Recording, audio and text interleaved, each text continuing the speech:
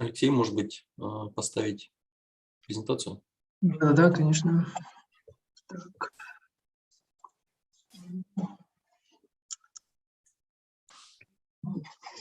Presentation. Let's start it. Okay. Do you see it? Да, все хорошо. Okay.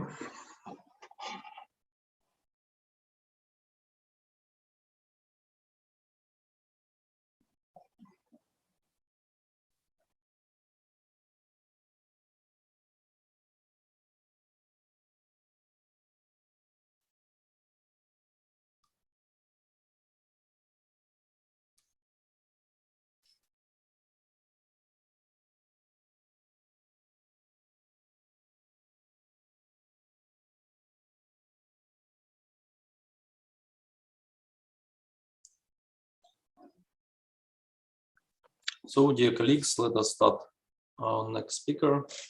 Next speaker is Alexey Pinenko, Institute of Computational Mathematics and Mathematical Geophysics. So, please. Thank you very much. First of all, I would like to thank the organizers for the possibility to make this talk. And I would like to talk about a joint ensemble based analysis of the coefficient identification problems for production loss models. This work is a part of a bigger picture, and in order to understand its logic, we have to go to the logic of this research direction. And we try to develop a inverse modeling framework that can in a unified way work with different problem statements and different models and various applications. So basically we'll deal with biological problems and air quality problems, but we develop it so that it can be easily adapted to another domains of knowledge. And we try to develop a framework that allows both solving and analyzing the inverse modeling problems, basically the inverse problems. Another important direction is the unified approach to different measurement data, including image type measurements when we have many elements of data without different meaning to the considered problem or processes. I will talk about this direction tomorrow in more details. And the third direction is to provide efficient computation capacities for these algorithms, even for large dimensions. For today's problem, today's problems are not very high dimensional, but tomorrow we'll see problems that will have big dimensions. And we try to implement algorithms in the way that they can be easily parallelized or naturally parallelized. And this work objective is to apply this IMDA framework to coefficient identification problems for production loss models. Now let's look at the problem statement. To show that this work is a part of a bigger picture, I grade some part of the problem statement. Tomorrow we'll have them in black. And now we'll deal with the non-stationary so-called production loss problem, which is zero-dimensional in space, and we consider the dynamics of NC elements, NC basically chemical substances. And their dynamics is governed by the so-called production loss and production operators, P and pi. And of course, there are initial conditions. All the parameters of our models are divided into groups. So the first group is called the defined parameters or known. And the second group is called the uncertainties or the unknowns of the problem. And in this work, we'll consider the main uncertainty is the coefficients inside these production loss operators. After we have defined the model, we can define the direct problem, which maps the value of uncertainty function to the trajectory of our system. Then we can introduce the measurement operators. In the current state, they are linear, but the approach can be extended to the nonlinear operators. This is our future work. And we will particularly deal with the so-called point-wise concentrations, point-wise concentration measurements. So the values of phi sub L in some moments of time for some subset of indices L. And having the measurement operator that connects the measured quantities to the state function variables, we can state the inverse problem. So we have to find our uncertainty functions based on the given measurements, having some information about the noise in these measurements. Okay, what about production loss operators? There are very different applications of these operators. Here I show just the applications we dealt with in our works. So these are basically chemical kinetics for equality applications when these operators are polynomials with positive coefficients. Also, these are biological problems where they can be polynomials, sigmoidal functions, or rational functions. Also, it can be integral operators or their approximations by some finite sums. These applications are common for aerosol population dynamics, namely Smoluchowski equations, and also different various toy models, for example, Lorenz 63. Okay, what about the joint ensemble framework?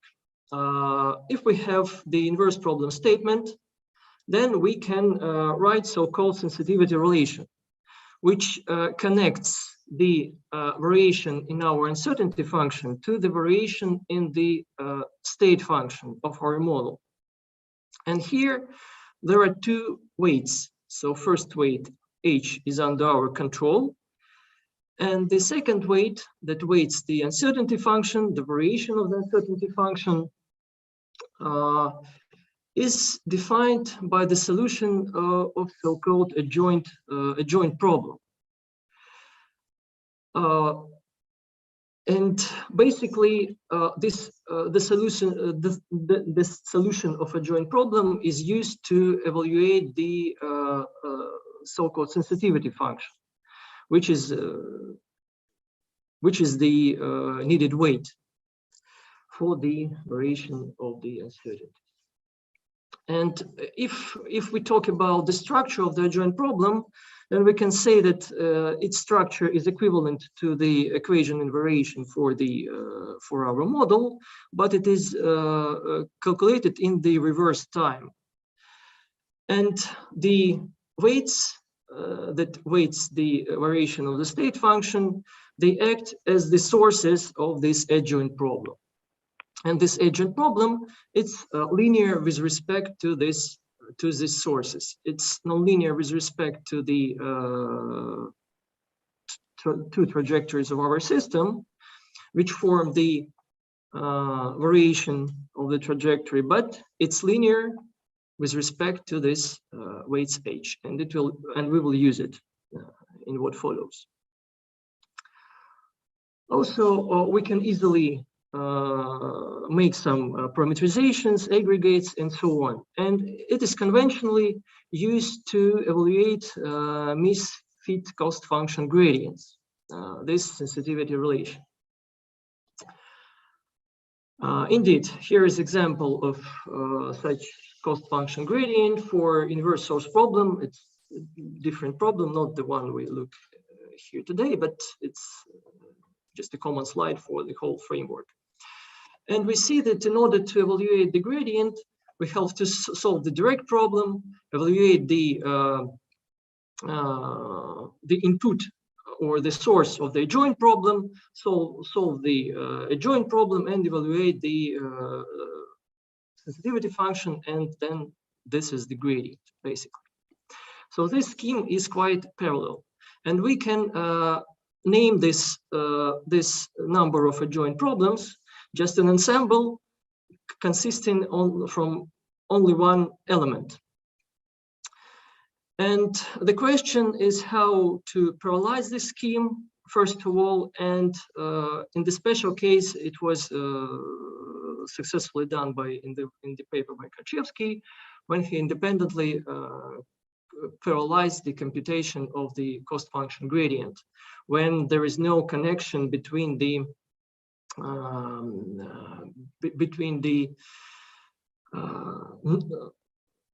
there is no nonlinearity in the direct problem, I should say.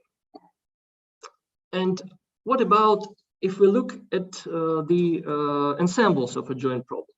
Actually, these approaches can be found in the literature. The applications to the cost function based methods I already told, and we will look at the algorithms and approaches that are based not on the cost function or misfit function, but on the sensitivity relation itself.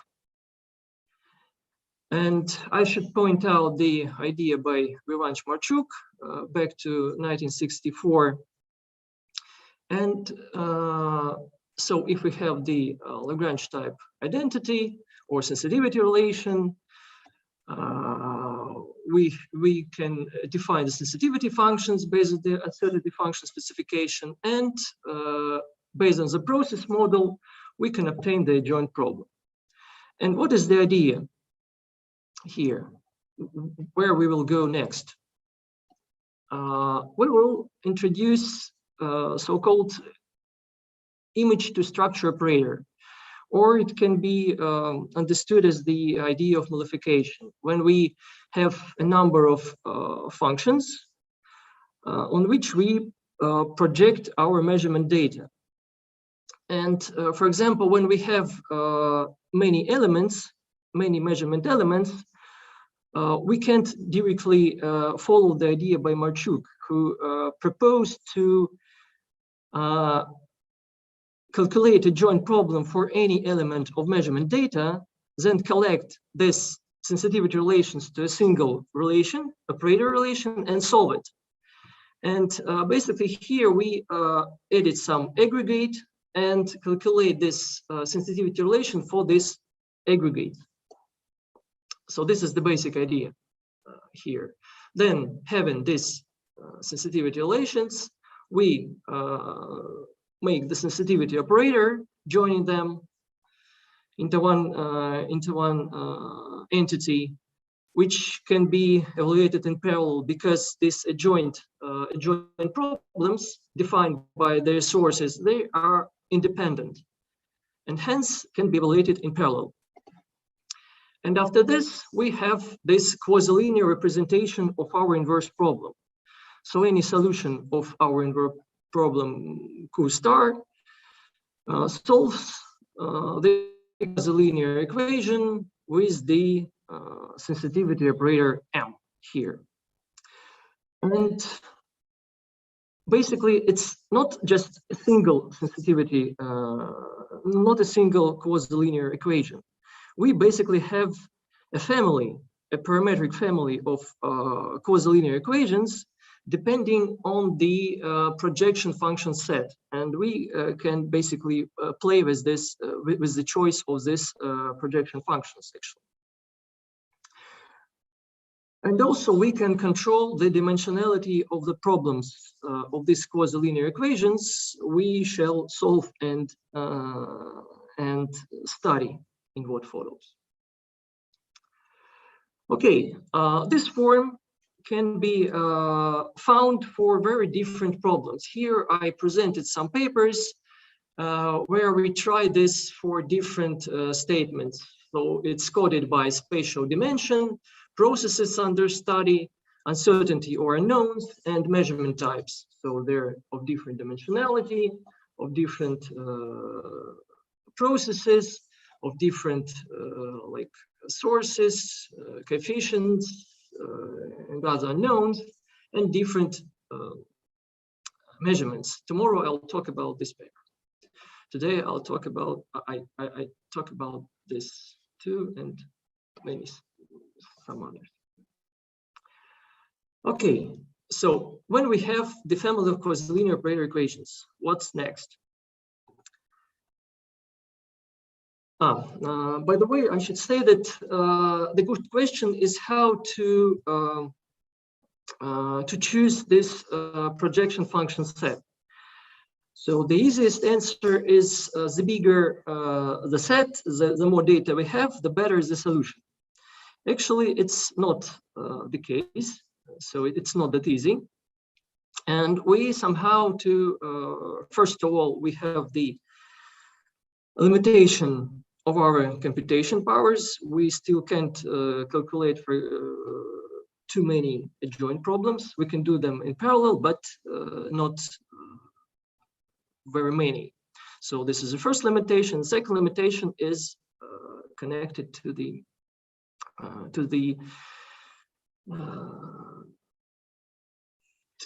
features of this approach. And what next? So suppose we found and produced some projection function set, the corresponding adjoint ensemble also is calculated, and we have the family of quasi-linear operator equations. Now, what we do next, we just present it in the form of linear plus nonlinear, and apply a Newton-Kontorovich type update. The problem here is that we have to invert this matrix of the sensitivity operator, which is ill-posed usually.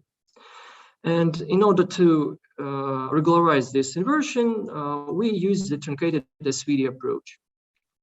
And depending on the relation between the number of unknowns and number of considered data, we can have different forms of this update, basically, which allows to compute it in the easier way. Yes, that's right. And the algorithm we use has 3 levels of nested iterations. So on the upper level, we increase the considered spectrum to do the truncated SVD. On the second level, we stabilize the Newton-Kontorovich type iterations with a given value of the minimum singular value considered. And on the third level, we also choose the step parameter, for example, to ensure the monotonic decrease of a cost function, basically. Also, we have the discrepancy principle to stop the iterations, and in some applications, we also have the projection-based regularization. Also, this algorithm is just one of possible algorithms. We can use, since we have the quasi-linear representation of our inverse problem, we can apply any algorithm we want, actually. And here is a good growth point, to implement some second-order algorithms, for example, and it's very interesting. Вот что мне удалось найти.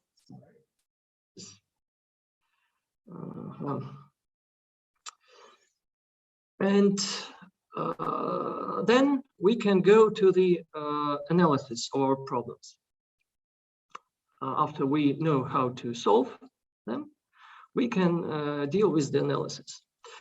So here we also use the first order sensitivity operator analysis. So we exploit the quasi-linear structure and look at this quasi-linear structure as the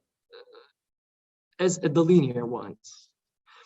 So basically, we can look at the kernel of the sensitivity operator M, and it basically defines which data about the unknowns is lost when we go from the unknowns to the data. And the orthogonal complement of this kernel is the estimate of information we still have there in the measurements, in the measurement data. So we can construct this projector, and in the ideal case, it should be equal to the identity. So basically, all the information is kept intact in our measurements about our unknowns. Usually, it's not the case, but we can measure the difference between the identity and this projector to analyze, to compare different inverse problems. And tomorrow I'll talk about this one, and today we'll mainly deal with the so-called elimination characteristics. So what is the idea? If in the ideal case, this projector, this matrix of this projector is identity matrix, then on the diagonal there should be ones in the ideal case. And it's hard to analyze. It's hard to analyze the matrices, the whole matrices. It's not that difficult in the case of zero-dimensional production loss models. But if we have 2 or 3-dimensional advection diffusion reaction model, then it's quite a problem to analyze this operator. And to simplify this analysis, researchers look at the diagonals of the sensitivity, not sensitivity operator, but on the diagonals of the projectors to the orthogonal complement of the sensitivity operator kernels, and measure the difference between this element and the identity and one. And we will look how this estimate work, basically, in what follows. Also, we can consider the single spectrum decays, but we will see that it's not that easy to interpret this type of estimates of our solutions. Okay, now we have the complete picture of a joint ensemble inverse modeling framework, and let's look at the case studies of its application to different problems.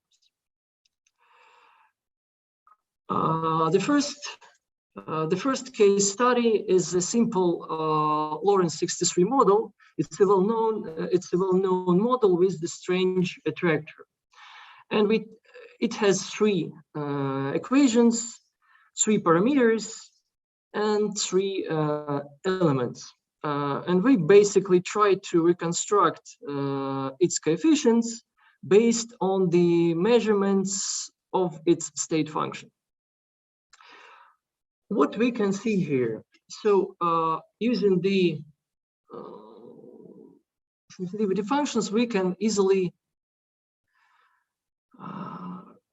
present the cost function, the misfit function between the measured and modeled data. And here we present different the picture of relative errors of our algorithm convergence with respect to different initial points of our algorithm, iterative algorithms, for different number of measurements. So on the first picture, we measured the concentrations for 1 unit of time, here for 3 units of time, and for 6 units of time. And we can see that in the first point, when we have less data, we were able to have the zero error in the end. So we were able to reconstruct the coefficients. But when we increased the number of time elements, measurements in time, we were stuck in the local minima here.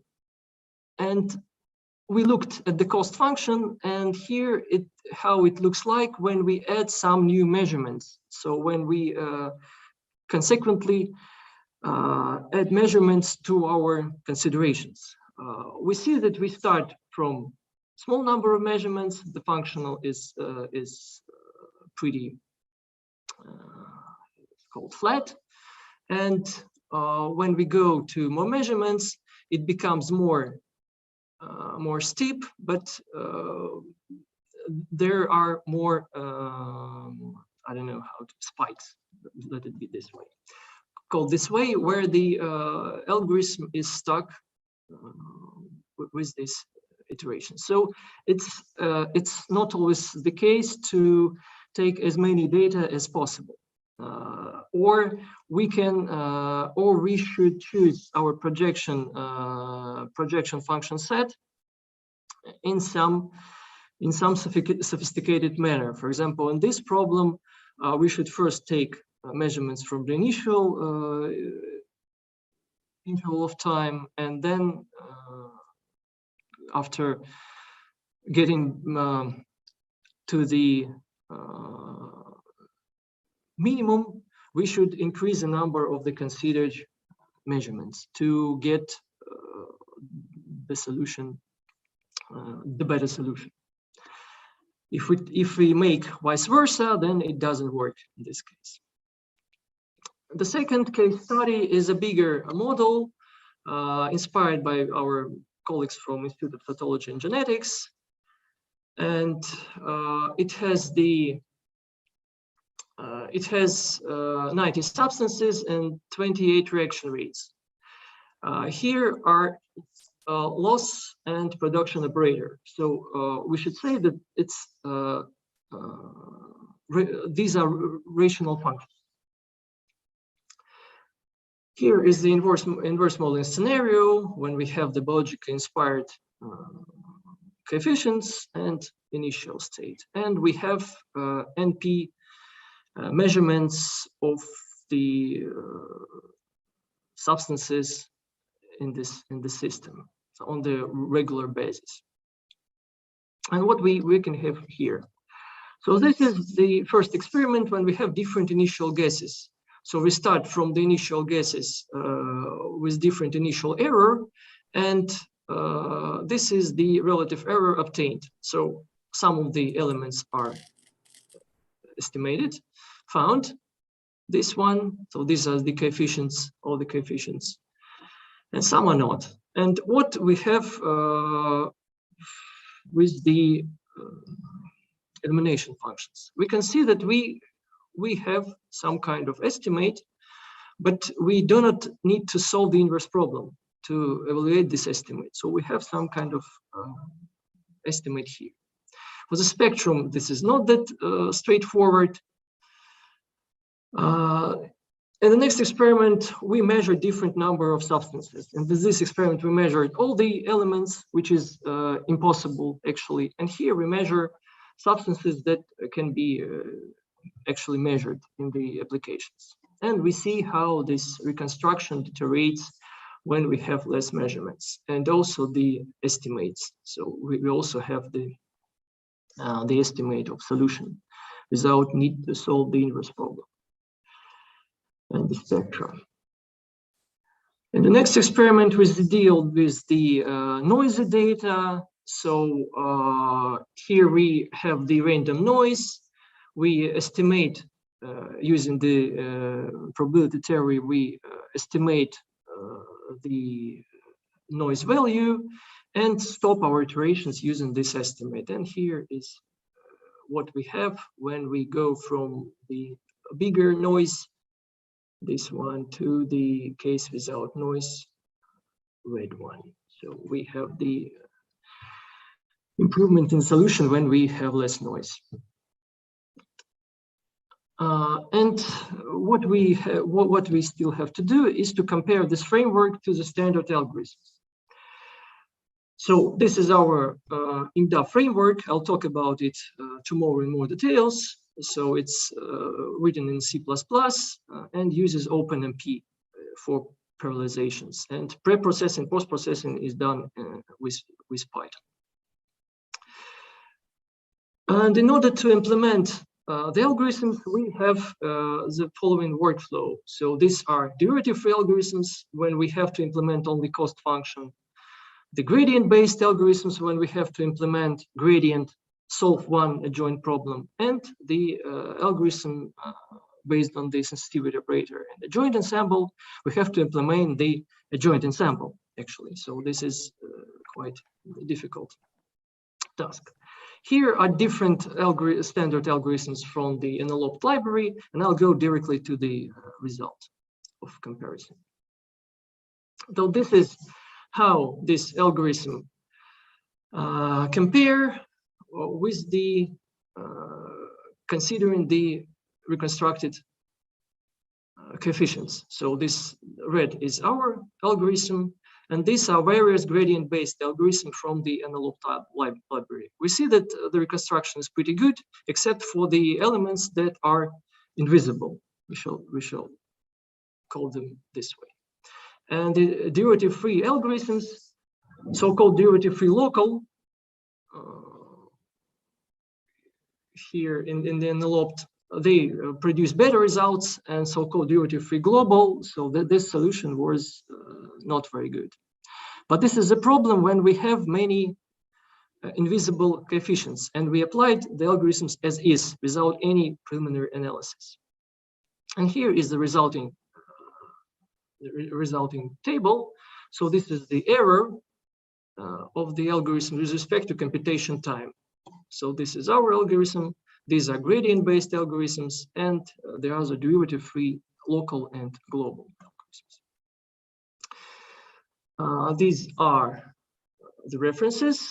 So basically, these two papers are the main for this talk.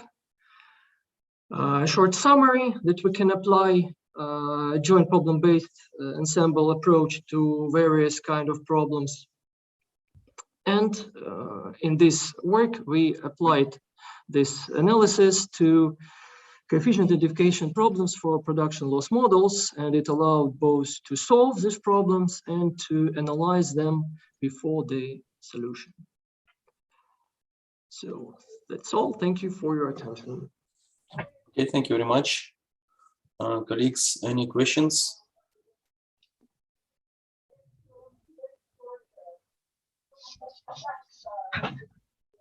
Sorry?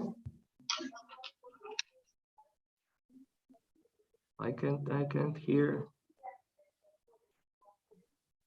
Well, colleagues, if there are no questions, so okay, let us thank speaker again.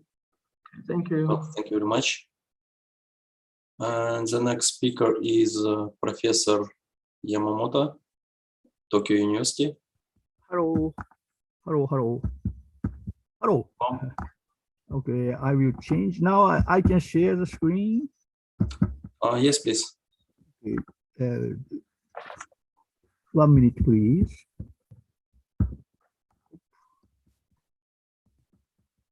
I think I can go.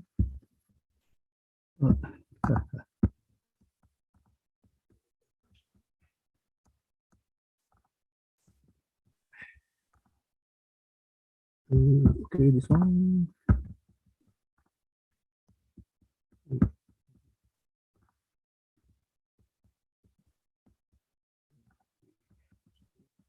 On to the first page.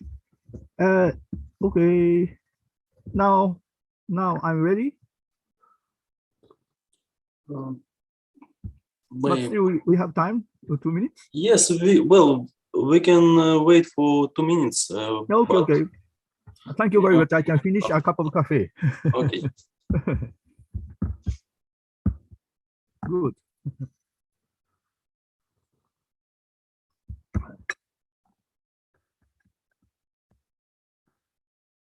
Yeah, Maximo, how are you?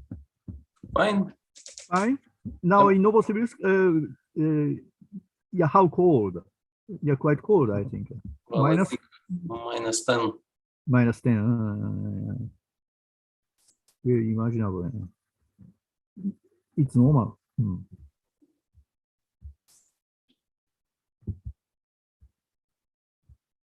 Well, Professor Emoto, we can start. So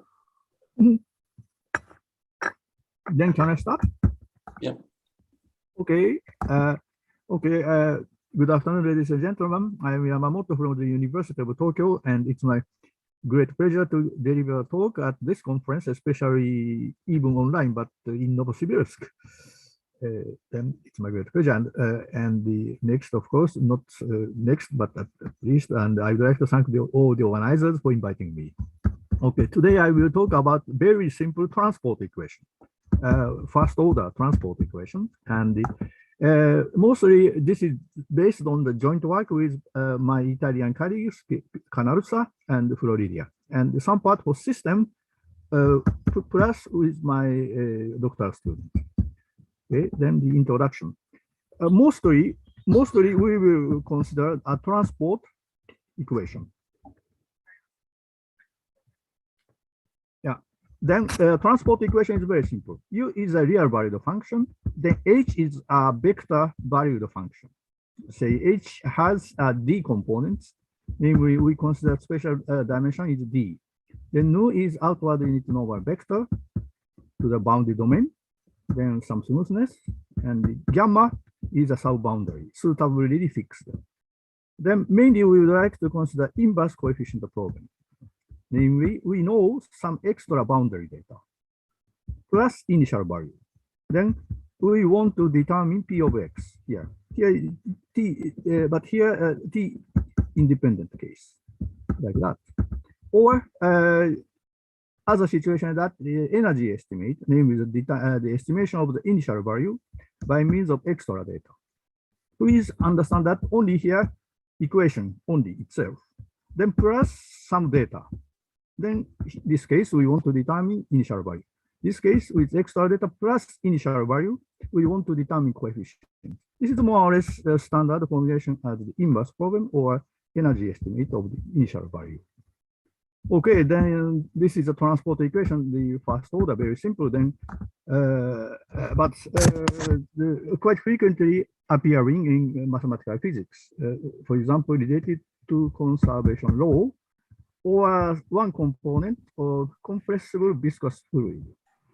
Then our key is a Kalema estimate. Of course, one wonder that why Kalema estimate is needed because it's a first order equation. Therefore, characteristics can solve everything. Partly correct, but not perfectly. Especially, we want to be interested L2 estimate, but characteristic methods is not so suitable for giving L2 estimate pointwise because that is pointwise. Moreover, also we want to discuss compressible fluid dynamics, fluid equation. This is a coupling with the parabolic equation. Therefore, of course, no chance for characteristic method. Therefore, our main technique is Kalema estimate. And for transport equation itself, there are several works, including me and others. And contents of the talk is as follows. At first, beginning part, we would like to treat very simple case, where H, this is like a velocity field, does not rotate so much. Namely, in a sense, rotation angle is half of the full range, say pi. Say this is just the two-dimensional case. I wrote. Then section 4, I would like to treat symmetric first-order hyperbolic system. Then finally, the third part, I would like to discuss general H, not necessarily satisfying this kind of condition. This is a rough structure. Okay, then once again, for your convenient reminder, mostly I will use the following notations or equations. First of all, this is our main equation, a single transport equation of first order. Omega is a bounded domain, and Q is a cylindrical domain over time interval, and the U is this case, real valued function. H is a vector field or velocity field. Then omega is a boundary domain, and this is a domain. And this is a constant notation. S d minus 1 is a unit sphere in the d-dimensional Euclidean space. This is a fixed notation, and always unit outward normal vector to a spatial domain at X. I believe those are quite a standard notation. Okay, now go to the second section, namely Kalman estimates in a sense special case, non-rotating case.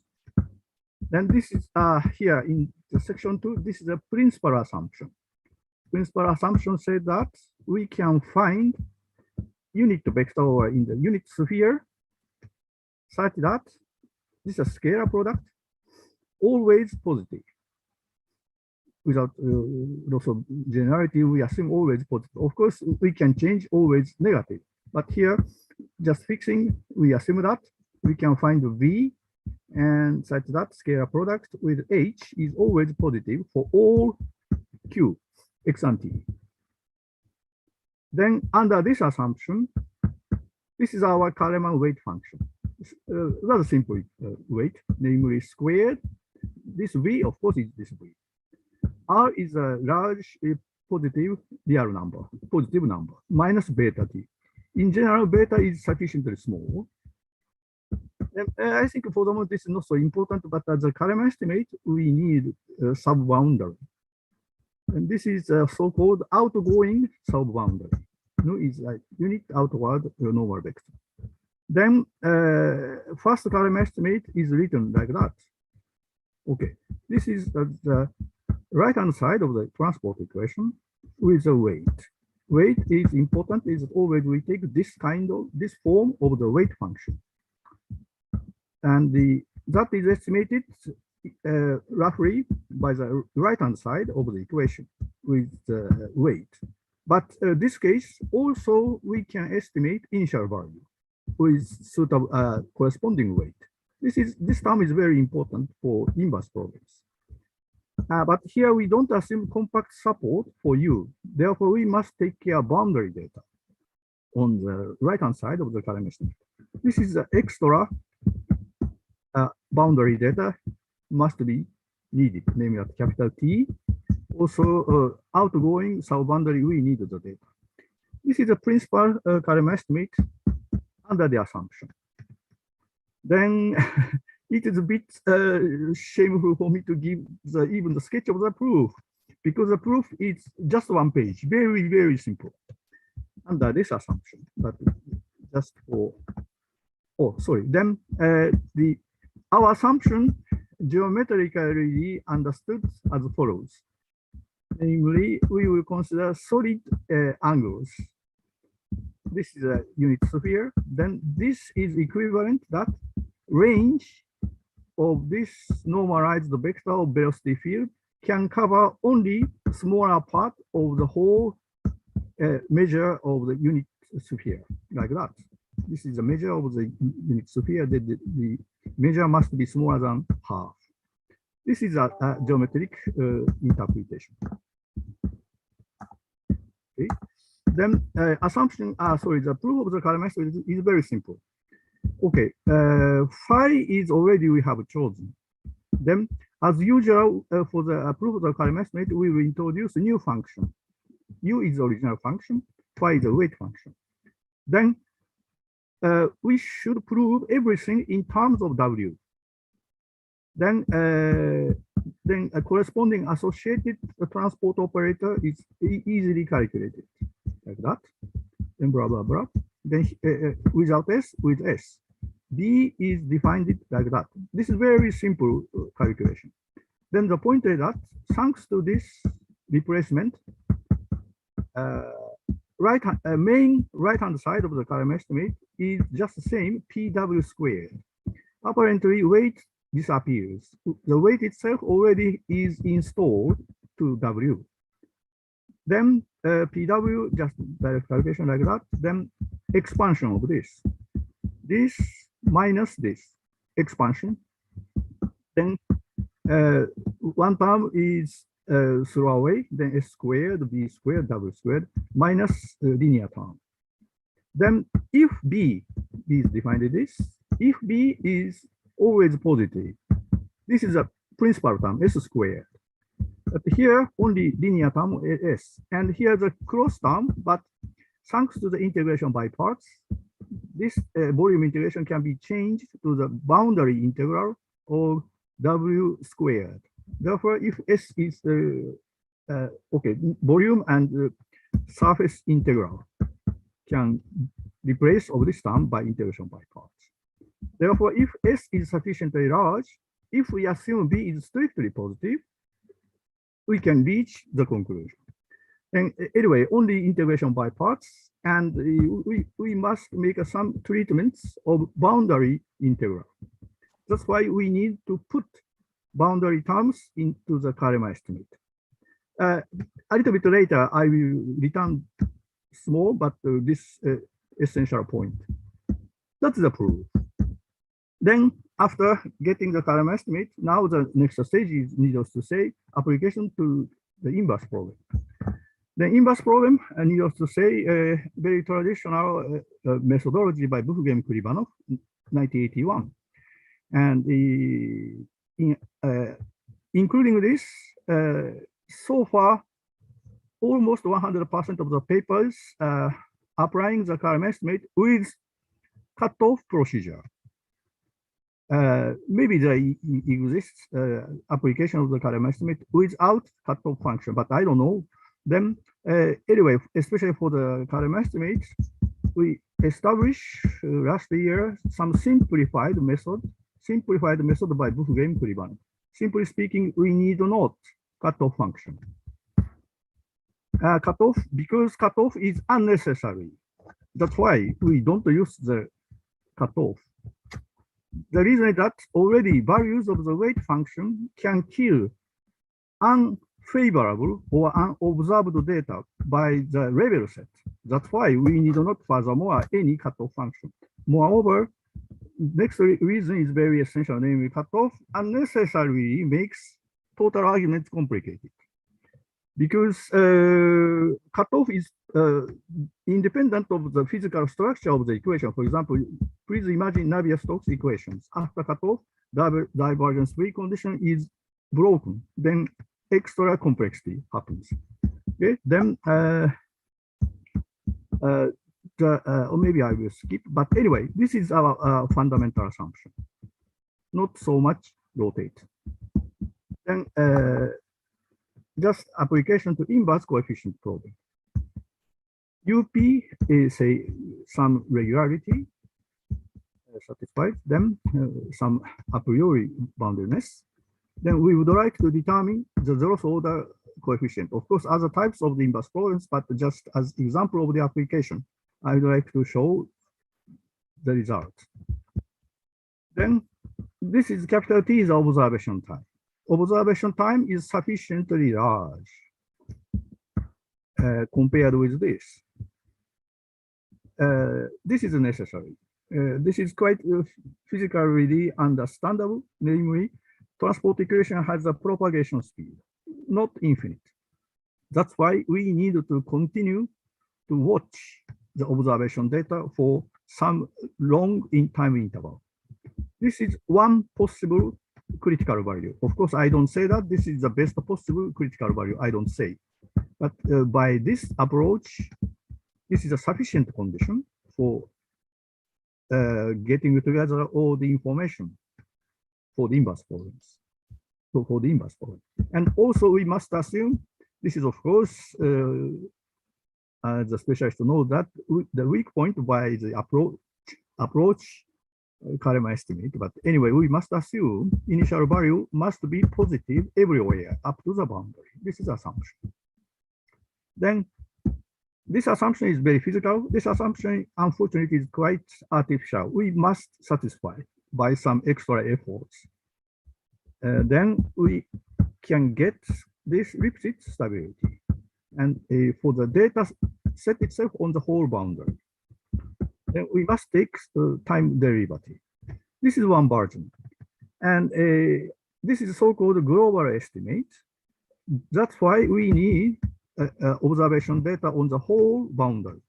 If we will replace this as a sub-boundary, we can get the local estimate, like a Helder. But I would like to skip this. Then also the proof itself, if one knows the method by Bufgen-Krivanov, in principle, one can follow. But as I said, that can be simplified. Then that's a simplified argument. In this case, especially very short. But however, I must oblige you to skip this.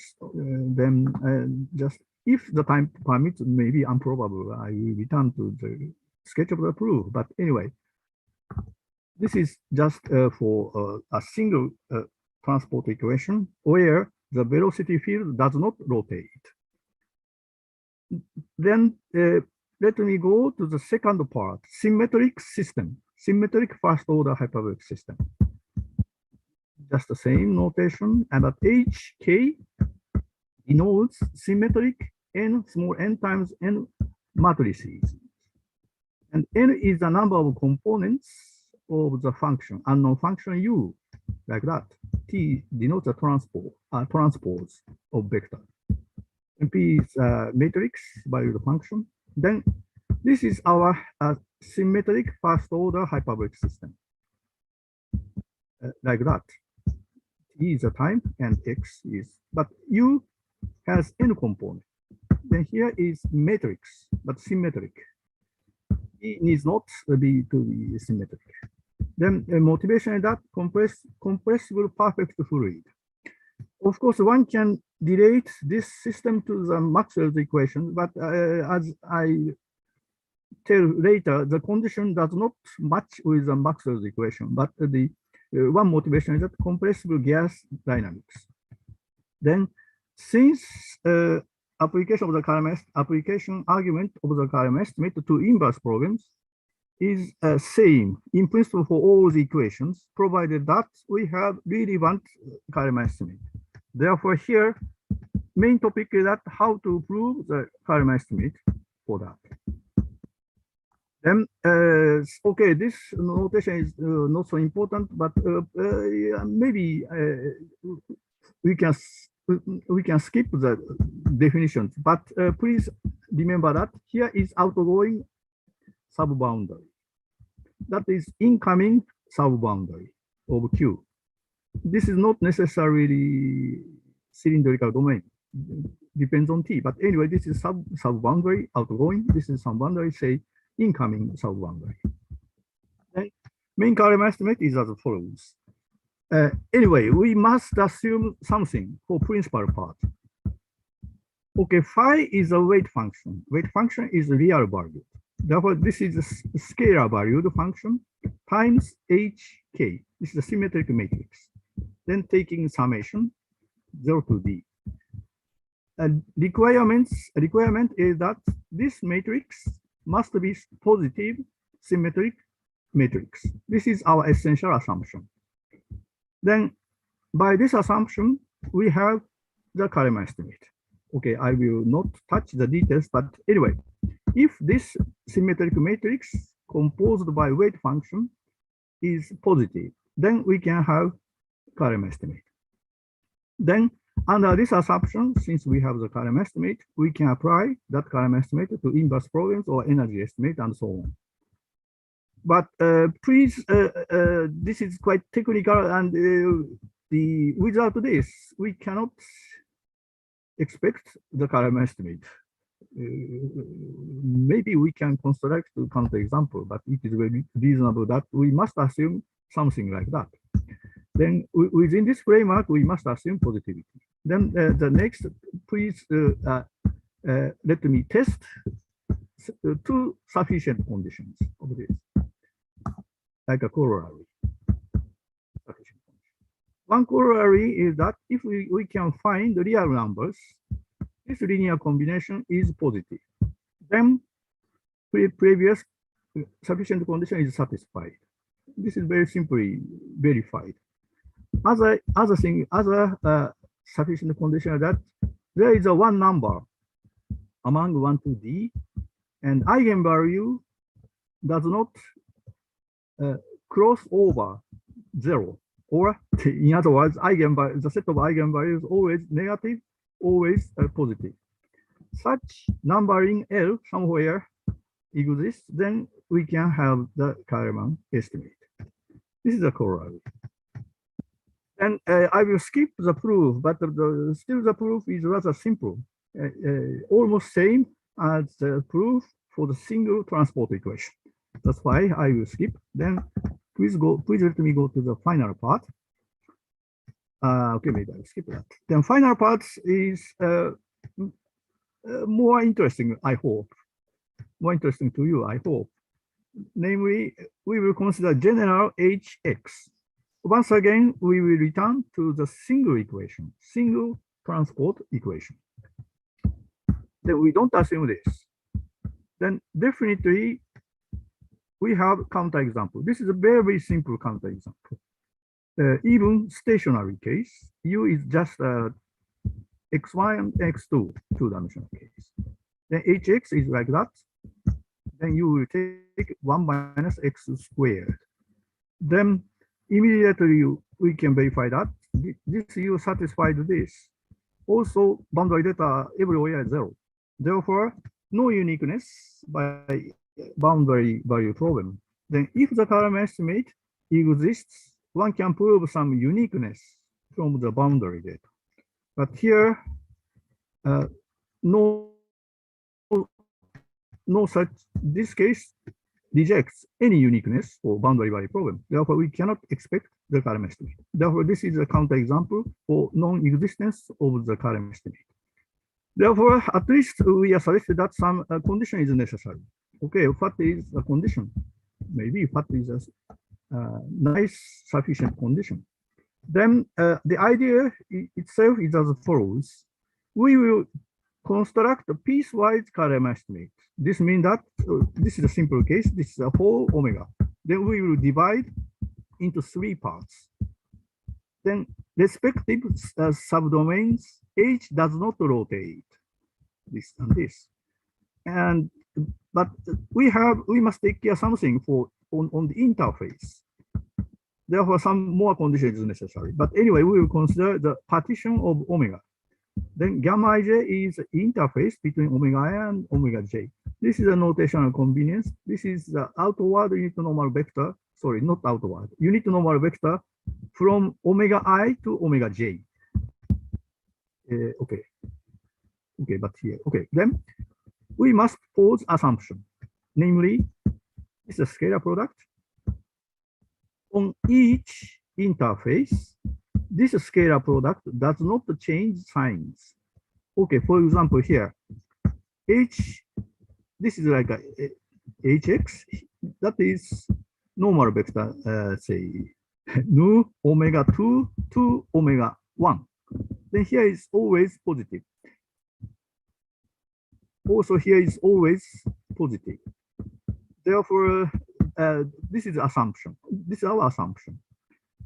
Then second assumption is that the divided partitions subdomain H does not rotate. Sorry, does not rotate. This is assumption. Then small observations. This condition is equivalent. This scalar product always positive, negative, or 0 on interface. This is an equivalent assumption. Then very strong sufficient condition is that if this scalar product does not oscillate infinite times, then we can take a very fine partition. Then we can satisfy this and this. Therefore, more or less, finite oscillation condition is a sufficient condition for us. Okay, this is the preparation. Okay, then how to prove the Kalman estimate? Then since we are suggested piecewise Kalman estimate, therefore, natural strategy is that divided omega into omega 1 to omega n. Each omega I, H does not rotate so much. Then for each omega k, we will construct the same form of the weight function. But Rk, positive number, unit vector can be changed with k. Then repeat the previous proof for the single transport equation. Then unlike that case, we must take care interface integrations. Then the point is that, roughly speaking, integration on the interface must be positive. Does not change the signs. This condition is essential for proving the Kalem estimate. Therefore, some combinatorics consideration is necessary. Say here, very simple, but graph theoretical consideration. Okay, this is very naive figure. Then this is original partition. Then we will correspond partition to n-directed graph. Simple case is as follows. Just the two sub-boundary, then here is interface. Then if hx, by the assumption, can be directed always, everywhere, this interface, this direction. Then this case, this part can correspond to this one element of the graph, namely omega j. This is a node point to omega I, because according to this direction, correspond to this. Then if 4 partitions, say omega 4, omega 1, omega 2, omega 3, then if the directions of the velocity field is like that, then corresponding, this case, 4 directed graph is like that. 1 to 2, 2 to 3, but 2, 3 from 4 to 1. Therefore, we can correspond the partition uniquely to n-directed graph. This is one plenary step, but anyway, just my my small play. Then, of course, partition can be arbitrary. Then many partitions or subdomains, but we can always correspond to the one partition to the n-directed graph. Then here, then already maybe somebody can imagine what is the sufficient condition is. By intuitive consideration, one sufficient natural condition is that no closed loops. Then here, for example, here, just for your understanding, here, no closed loop because the direction does not match closed loop. Then I wrote that this graph without any closed loops, I think. Okay, anyway, then now our main condition is as follows. Lambda is associated directed n graph with the partition. Of course, this partition depends on h. Then if lambda has no closed loop, then we can have the Kalem estimate. This is the main theorem for general case. Then after getting the Kalem estimate, by the same methodology, we can apply it to the inverse problems and several inverse problems. But I will not speak about that. Then still 3 minutes. Okay, just very simple illustrating example. Let us consider omega is, say, unit disk. Then we will consider polar coordinate, but maybe just I must hurry up. Then very simple case. We will consider like a omega unit disk. Then we will consider only sectorization. This is a central angle theta 2. This is theta 1, theta 3. Then we will divide this disk into the sectorial subdomains. Then we will consider special h. Namely, h is like that. Namely, this is a velocity field. The length is 1, but the velocity field with angle p theta. This is radial symmetric. This is a very special case, but for understanding of the condition, I would like to just add finally. But this is just very simple example. We will consider this kind of velocity field. Theta is by the polar coordinate, the angle. Then important condition is that like that. We will calculate immediately.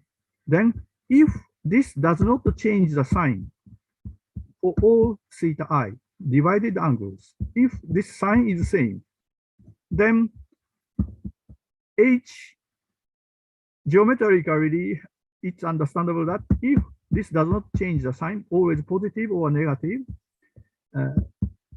H rotates, or graph lambda has a closed loop. This comes from the formula of the trigonometric functions. Therefore, this simple case, the condition is that just the range, if p theta minus theta contains neighborhood of pi over 2, then this cosinus must change the sign. Sorry, cosinus must change the sign. Therefore, no closed loops. But that range of this p theta minus theta is included. The range interval of the range is smaller than pi over 2. Then change the sign does not change. Then admits closed loops. Therefore, sorry, now the time. Okay. Therefore, let us test. If p theta is just a translation, then just a very simple calculation. This range is cross is over pi over 2. Then closed loop. Then no Kalem estimate is guaranteed. But this case is nothing but to the previous counterexample, namely the rotating. But p theta equal alpha theta. Then roughly alpha is sufficiently big. Then no closed loops. Then we can get the Kalem estimate. But alpha is small, then a closed loop. Then a bit more detailed calculation that alpha is blah blah blah like that. This is a critical value. Then Kalem estimate. Alpha equal 1. This is this case. Then no alpha equal 1. This case no Kalem estimate. Between this closed loop. Therefore no Kalem estimate. But the final case, we can have still a possibility of local Kalem estimate, but we don't consider here the local Kalem estimate, only global Kalem estimate. Some consideration is added for the local Kalem estimate, but now I should skip this. Then I would like to finish my talk, and thank you so much for your kind attention. That's all.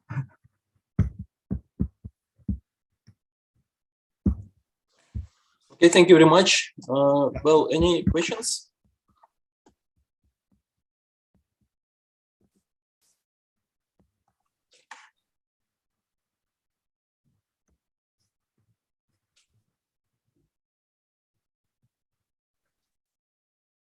Professor Yamamoto, Yes, is it possible to apply it for Maxwell equation, system of Maxwell's equations? Yeah. Oh, sorry. I forgot to mention that. Okay. Unfortunately, Maxwell's equation itself does not satisfy this condition because Okay. I forgot. But the components of the matrix had too many zero components. Therefore, coefficient matrix may have eigenvalue 0. Symmetric, but eigenvalue 0 appears of the coefficient matrix. This is like a 0, 1, 0, 0, 0, 1, 0, 0, 0, 1, or something like that, namely 8 times 8. Therefore, not directly applicable. By the same reason, not directly applicable to the Rame equations. Elasticity. Well, and I think that for acoustic equation, system of acoustic equations, we could not apply it too. Yeah. And on the other hand, my feeling is that, of course, Maxwell's equation has a Kalem estimate after reduction to the hyperbolic equation, the second order. Therefore, something like we must consider algebraic structure in a sense, then to reduce to applicable form for the Kalem estimate. Then in this case, not finally to the wave equation, but just intermediate for keeping some independent component data. But I did not do anything. Therefore, okay. Within this framework, unfortunately, Maxwell's equations are rejected. That's the conclusion. But still, I can hope by some suitable reduction, but I have no clear idea so far. Okay, thank you. I hope that can it answer to your question. Well, any other questions? Well, so let us thank Professor Yamamoto again. Thank you very much. Thank you very much. Maxim. Yeah, Thank you. Thank you. Well, and the next speaker is Professor Ikihata. Hi, Hello. this is Masar. How are you? Fine. So I will prepare. I prepare. So share window. Yeah. これだ。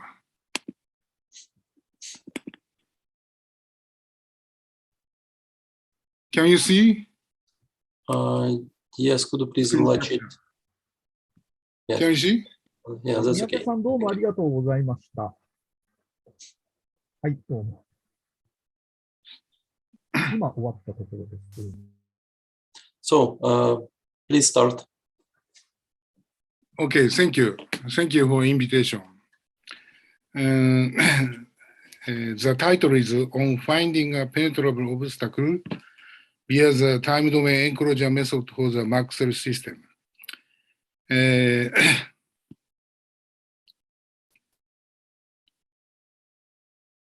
So this is abstract. An application of the time domain enclosure method to an inverse obstacle problem governed by the Maxwell system is given. And we consider penetrable obstacle, unknown penetrable obstacle. This paper has been submitted to Journal of Inverse and Repose Problem. Okay. So this is the contents. Problem formulation, the time domain enclosure method, and sketch of proof. And finally, I mention some important unsolved problems.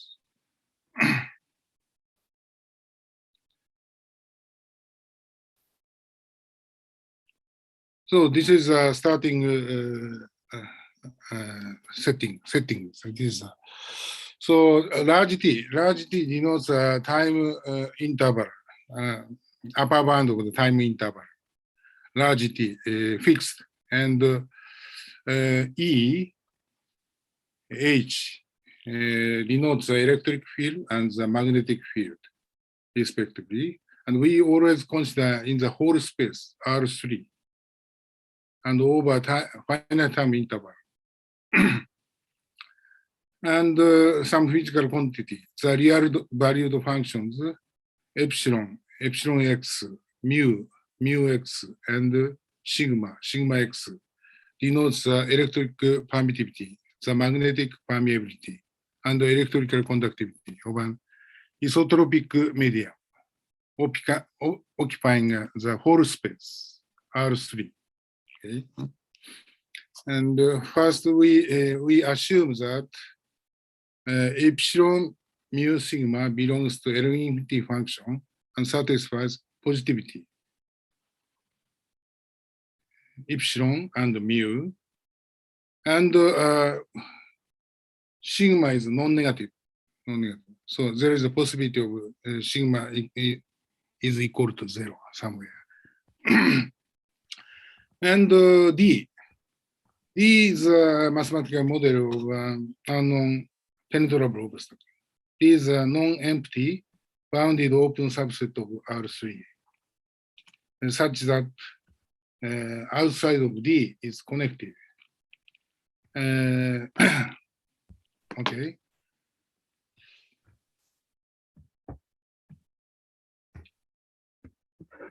And this is the important assumption.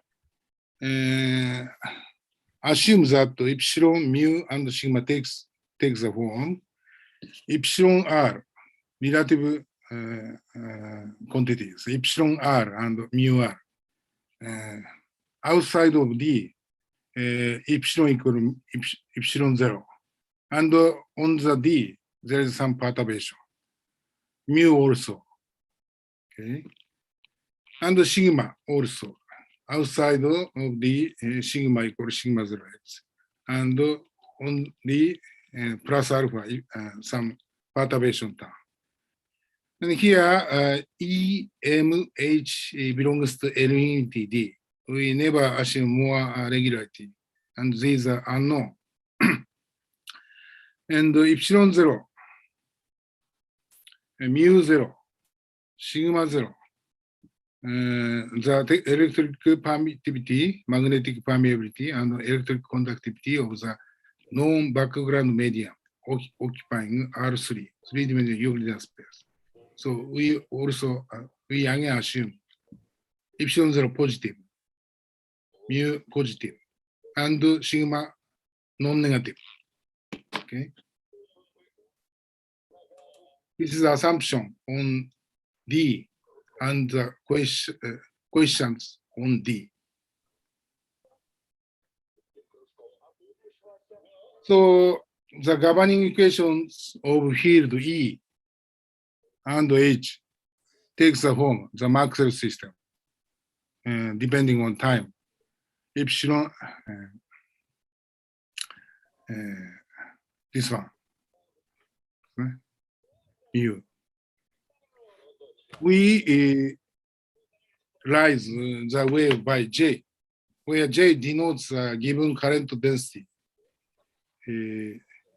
having the form Jxt equal Ft characteristic function of B x A. We assume B is very small ball. B. Small ball with small radius. Okay? And A1, A. A is not a zero vector and given constant unit vector. And B is a open ball. The closure of B is far from D. So here D. Okay. And F is here. F sum has regularity and F0 equals 0 and F is not identical 0. So we produce wave as this. And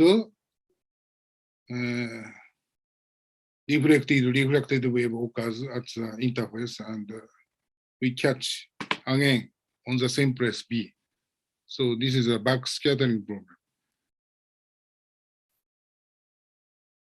About the direct problem, the weak solutions of the governing equation exist and unique. There is some work, list work, in the framework of Lyon's Gwen, Minors, and Gwen and Vogelius. So we, having this result, we describe the problem. Fix a large T, to be specified later. Extract information about the geometry of D from the observed data E on B over time interval 0t. Okay.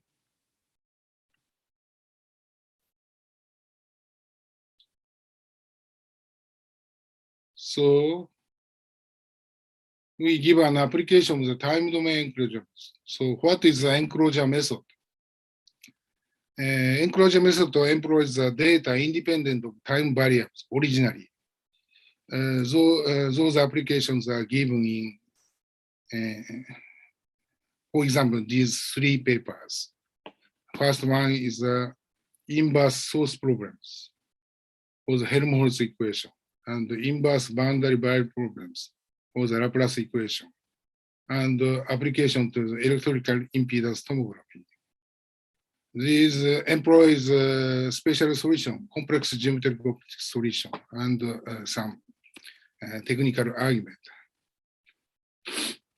Now we can treat the data observed over finite time interval. So we call such methods the time domain enclosure method. This is initiated by myself 2007. For inverse source problem for the heat equation in the time domain, and inverse boundary value problems for the heat equation and the wave equation in one space dimensions.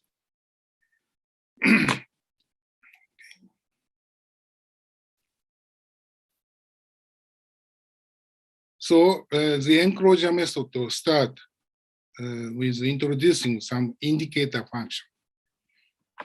Given two linearly independent unit vectors, A equal A1, A2, defines the indicator function by the formula I1 tau plus I2 tau.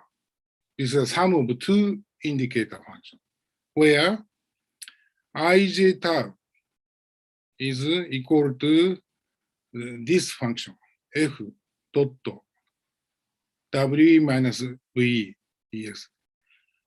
This is the integral over R3. However, support of b is support of f is restricted to b. So integral b. This is. And f is a time integral of current density over finite time interval with some weight, like Laplace transform, but finite interval. So this becomes this one, f tilde tau characteristic function b times constant vector a. Here a equal a1, a2. So this means we take two observations. Here B, A1, produce wave and receive. And another one, independent, linearly independent vector. A2, produce wave and receive over B. Like this. And calculate this indicator function and take sum, this one. I1 tau plus I2 tau. So this one, A1, A2, linearly independent, two vectors. So this is a directed wave.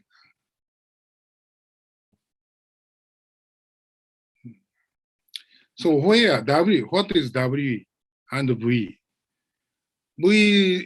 W is a time integral of electric field over time interval 0t, and VE also background is WM, this one, E and H, and VM, VE is a background one.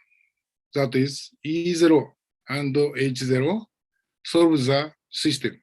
This one, this one, this one, this one. Same electric current density. Okay?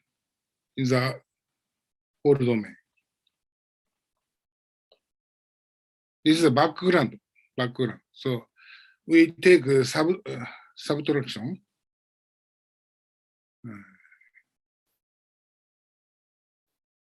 This one. W minus V.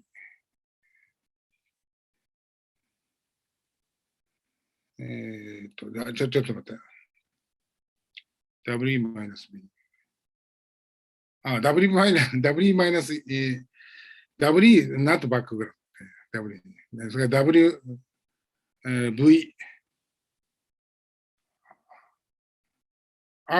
Sorry.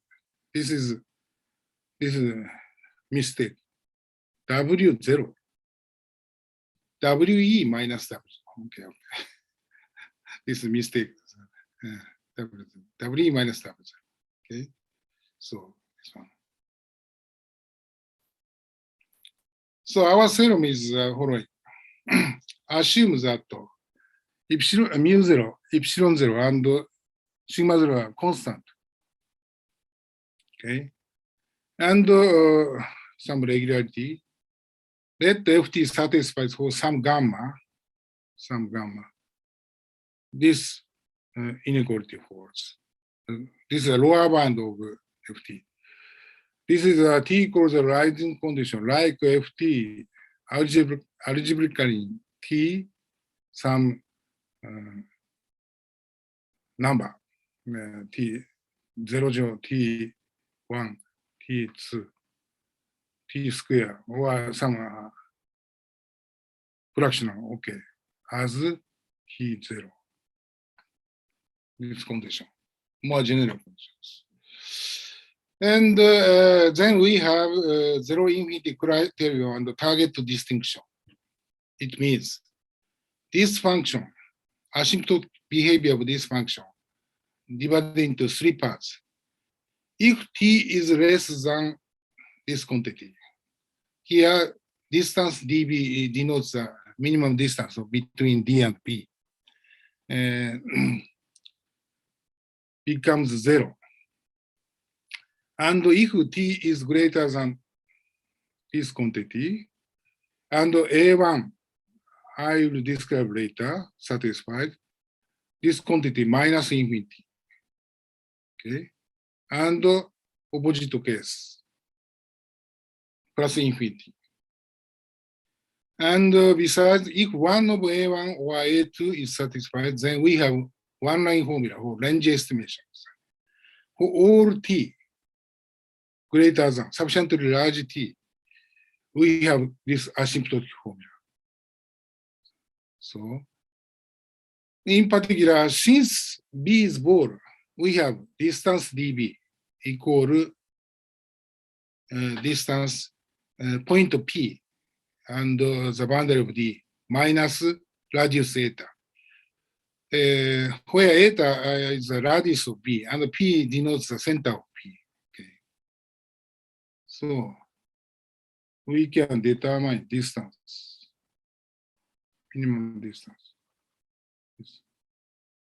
And we can, by subtracting eta, we can obtain center of B to the boundary of D.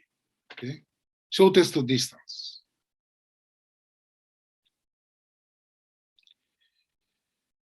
Here, A1 and A2 are jump conditions of epsilon r and mu r on the unknown obstacle D from the background medium. So, first one is this condition. Okay. Epsilon r, mu r, 1 minus epsilon r, 1 over epsilon r plus 1 minus mu r greater than some positive constant. And A2 replace epsilon r and mu r, this condition. Okay. These conditions are unexpected ones before considering the problem via the time domain enclosures. So I have never seen this type of condition. Penetrable case. Yeah, penetrable case.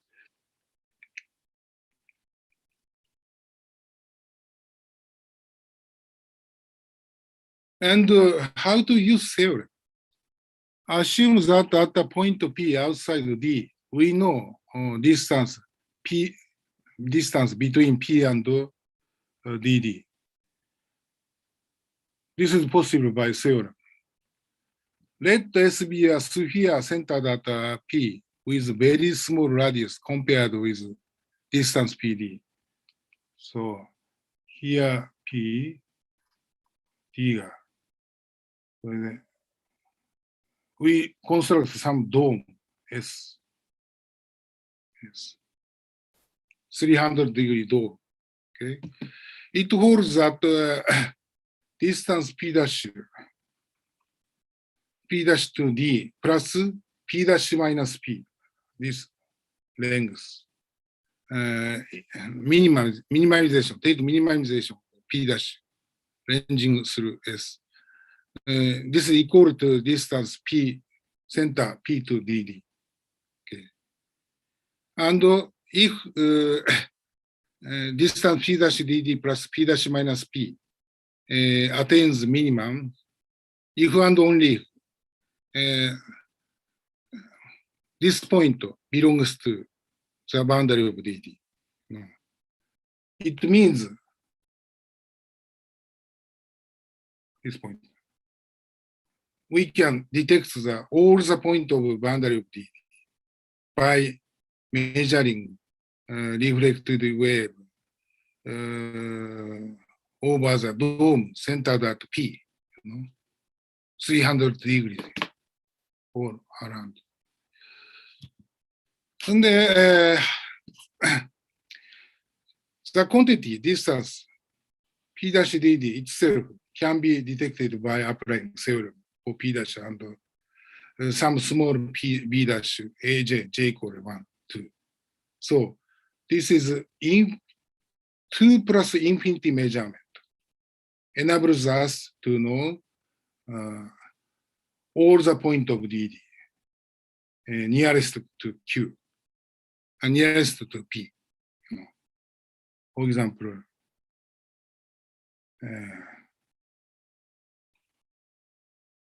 this is P, then we can detect all the points here.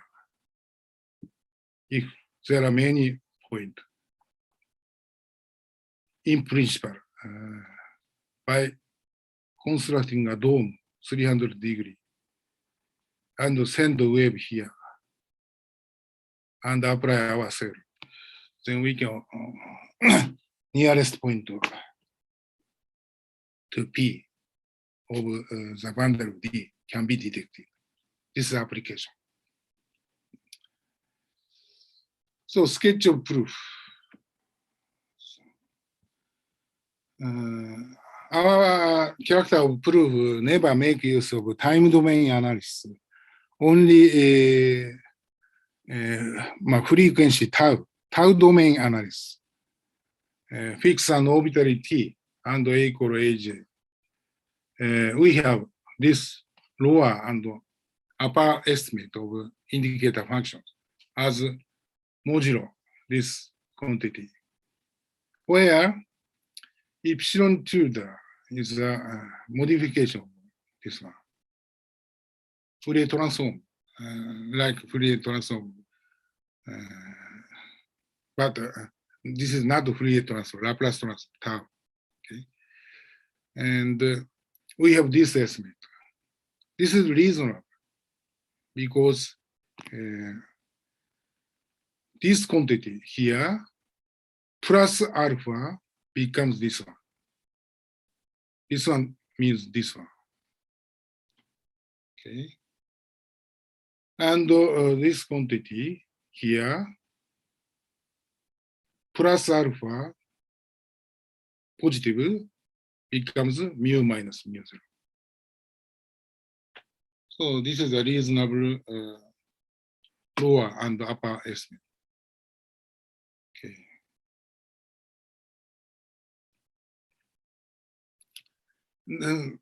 Second step, we replace VE and VM is the solution background and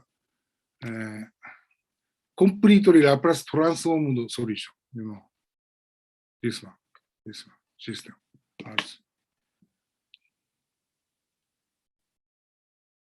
Then we can replace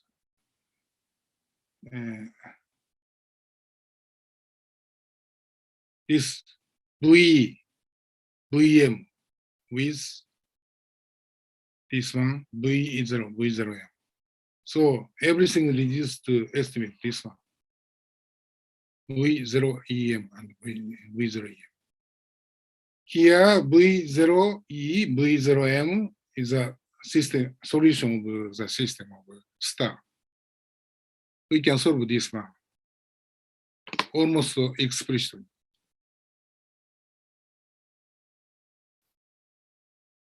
And its expressed form is this one. Okay. Using this express solution, we can obtain upper bound of indicator function using the estimate, lower and upper bound. So the point is lower, not the absolute value, lower or upper bound of indicator function under the jump condition, where jump condition works. the point of this type of estimate. Assume that there exists a nearest point Q on the boundary of D to the center P of B such that AJ times nu Q not equals so linearly not dependent. If A1 is satisfied, then we have some signature minus positive constant, some exponential, this one. To ensure this, we use assumption A1. I will skip. This is the point, so but I will skip A, B. The point is why we use two indicator function.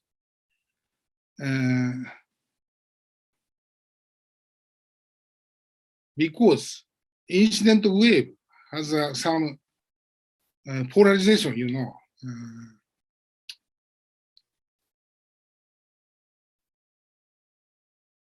Like this one, this one.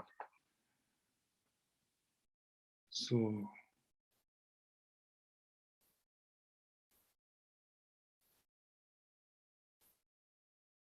this condition not necessarily is satisfied if single A1. But if we use two directions, then we always have this one. A1, if A1 and A2 are linearly independent, then this condition is satisfied for all Q on the boundary of D. So we can avoid some delicate case by adding I1 plus I2 tab. This is coming from A1, this is coming from A2. Then we can give a necessary estimate. This is a key point of proof of theory. So this is summary and comments. The direction AJ relative to the unit outer normal nu Q at the nearest point Q on the boundary of D to the center point of B affects the leading profile of IJ tab. By adding them, in other words, using two linearly independent directions, A1, one can avoid a situation that cannot be covered by only the simple jump conditions, A1 and S. Okay. And taking sum of two indicator functions, its idea goes back to this 2004 paper. And it is possible to have a result using a single indicator function under some additional condition for direction to AJ or the curvatures of the boundary of D at the nearest point on DD to the center of B. Such results are summarized as theorem 1.2 in K. However, those conditions are uncontrolled in advance since D is unknown. So we take sum of two indicator functions. Then we can avoid such delicate situation.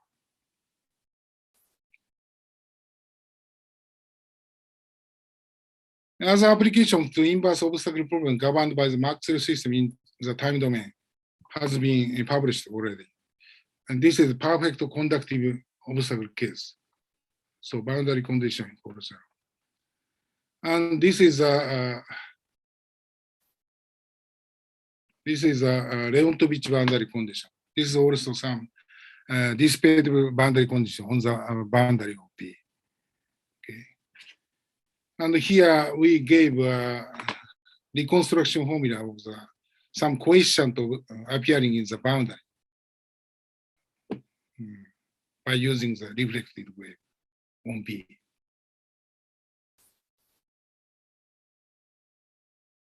And finally, we describe unsolved problem. This is unknown. Extract quantitative information about the jumps epsilon r minus 1 and mu r minus 1 of B. And when epsilon 0, mu 0, and sigma 0 are inhomogeneous, extract explicit lower and upper bound of distance dB in terms of the indicator function, like a result in already published 2000. Yeah. Here we discussed the wave equation case in the whole space. And alpha has some jump. And background just belongs to L infinity. So this is the case. Like this one. Here B, you are standing on B here. And produce wave. And D is inside of some area covered by wall, penetrable wall. Can one estimate of distance between this and this one? Yes, we can do. This is the result. Distance dB by using two indicator function. IB this one and this one. This is the explicit lower and upper bound of distance P and T, or single equation. And background alpha can be orbital. Okay. And perturbation also orbital. Just this jump condition. So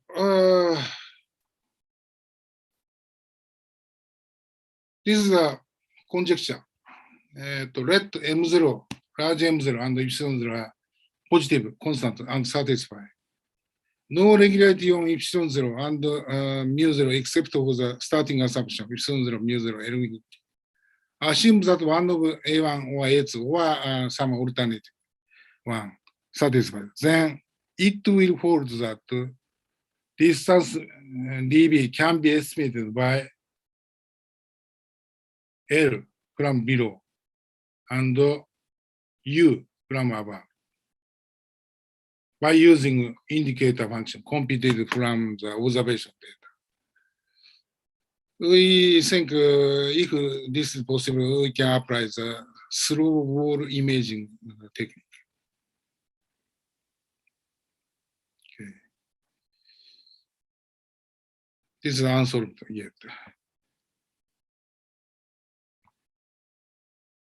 All right.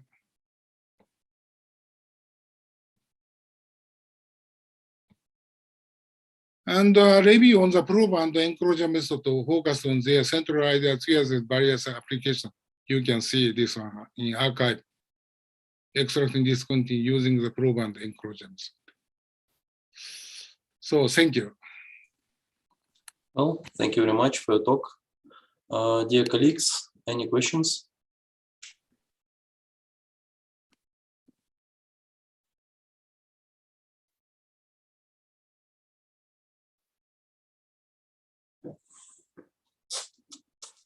Well, if there are no questions, so Professor Kihata, thank you very much. Thank you. Okay, thank you. Well, and we have a lunch till 2 p.m. So, and after that we will continue. Okay, thank you, and we'll stop for 1 hour.